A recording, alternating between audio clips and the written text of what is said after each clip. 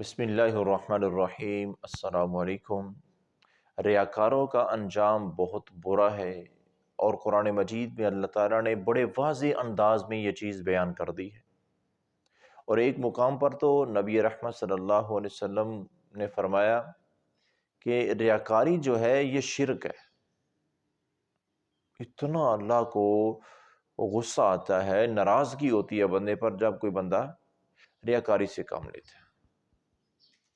اور یہاں پر قرآن مجید کا ایک مقام ہے کہ یوم یکشف عن ساق ویدعون الی السجود فلا یستطیعون۔ کچھ لوگ قیامت کو اللہ کے حضور سامنے کھڑے ہوں گے،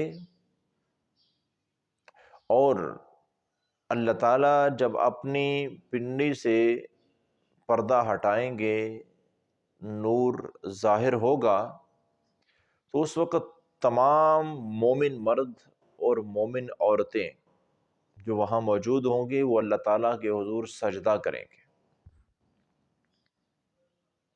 لیکن نبی رحمت صلی اللہ علیہ وسلم کا فرمان ہے کہ فلا یستطیعون، کچھ وہاں پہ بدبخت ایسے ہوں گے، اللہ تعالیٰ قرآن مجید میں بیان کرتے ہیں، ایسے بدبخت ہوں گے کہ ان کی کمر جو ہے وہ تختہ بن جائے گی، سیدھی وہ جھک نہیں سکیں گے،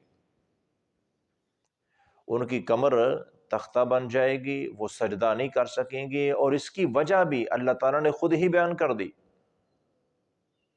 وَقَدْ كَانُوا يُدْعَوْنَ إِلَى السُّجُودِ وَهُمْ سَالِمُونَ۔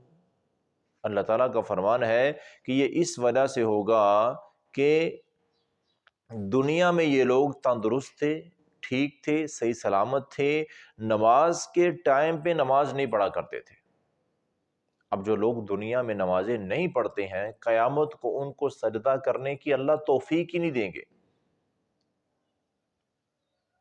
پیارے آقا علیہ الصلوۃ والسلام کا فرمان کیا ہے کہ ان کی کمر تختہ بن جائے گی، سارے مومن مرد عورتیں سجدہ کریں گے، اور یہ لوگ اکڑے کھڑے ہوں گے، چاہتے ہوں گے کہ ہم بھی سجدہ کریں لیکن سجدہ نہیں کر سکیں گے۔ اس کی وجہ یہ ہوگی کہ انہوں نے دنیا میں جب اللہ نے ان کو اختیار دے رکھا تھا سجدہ کرنے کا، اور حکم بھی تھا کہ ٹائم پہ نماز پڑھو، سجدہ کرو، اللہ کے حضور جھکو، یہ نہیں جھکتے تھے۔ آج اللہ نے ان سے وہ توفیق ہی سلب کر لی ہے، اب یہ چاہیں بھی تو سجدہ نہیں کر سکتے۔ اب جب اللہ کے سامنے نہیں جھک سکیں گے تو ایسے نافرمانوں کا پھر انجام جہنم ہوگا۔ اور جب یہ کھڑے ہوں گے، سارے مومن مرد عورتیں نمازی جو ہیں وہ اللہ کے حضور سجدے میں گرے ہوں گے، سجدے میں پڑے ہوں گے، تو اس وقت اللہ تعالیٰ کا فرمان ہے خاشعۃ ابصارہم ترہقہم ذلہ،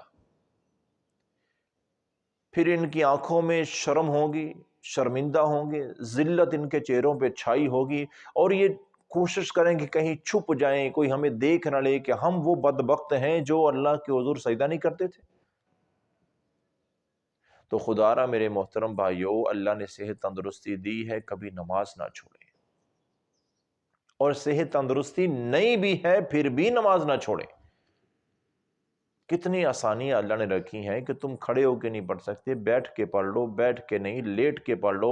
تم ان ٹائم نماز یعنی کہ پانچوں نمازوں کو الگ الگ نہیں پڑھ سکتے، تمہیں کوئی مسئلہ ہے، پریشانی ہے، تم نمازوں کو جمع کر لو، ظہر عصر کو اکٹھا کر لیا کرو، مغرب عشاء کو اکٹھا کر لیا کرو، لیکن پڑھو صحیح۔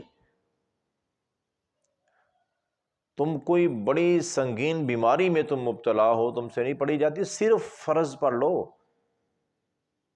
پانچوں نمازوں کی صرف 17 رکعتیں فرض ادا کر لو، تم نے نماز پڑھ لی۔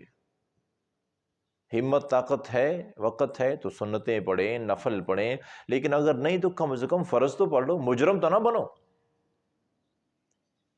17 رکعتیں پانچوں نمازوں کے جو فرض ہیں، جس بندے نے پڑھ لی ہے نا، اس نے نماز مکمل کر لی ہے۔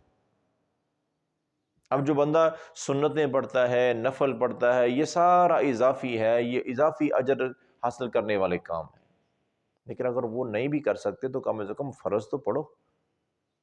الگ الگ نہیں پڑھ سکتے، جمع کر لو نمازوں کو۔